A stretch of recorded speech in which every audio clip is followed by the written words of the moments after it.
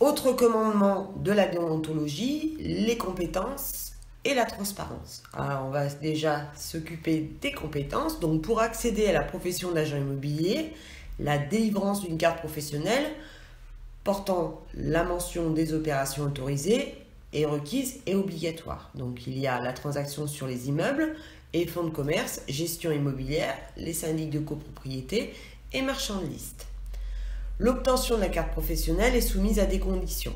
Alors, en premier lieu, l'aptitude professionnelle. L'agent immobilier doit disposer d'un diplôme polyvalent qui allie les études juridiques, économiques ou commerciales et ou d'une expérience professionnelle acquise au sein d'une agence immobilière titulaire d'une carte professionnelle. On lui demande aussi des aptitudes de moralité.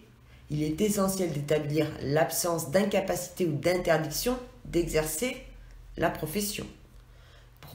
Pour s'assurer que la condition est remplie, la chambre de commerce, donc avant c'était la préfecture, maintenant c'est les chambres de commerce, demandent les bulletins numéro 2 du casier judiciaire national.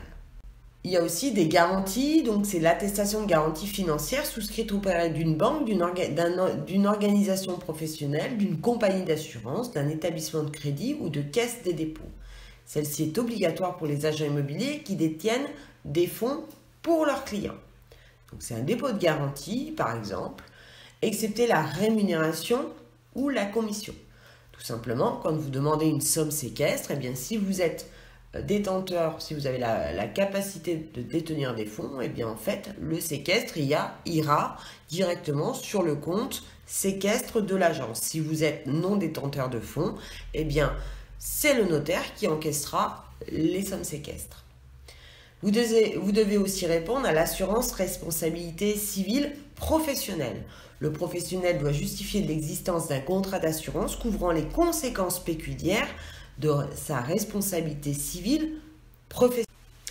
Pour finir, il faudra bien évidemment être immatriculé au registre du commerce et des sociétés, attesté par un extrait CABIS datant de moins d'un mois. La carte professionnelle d'agent immobilier est valable pendant 3 ans et doit être renouvelée 2 mois avant la date d'expiration. Donc il est important d'être vigilant quant à la durée de validité de sa carte professionnelle.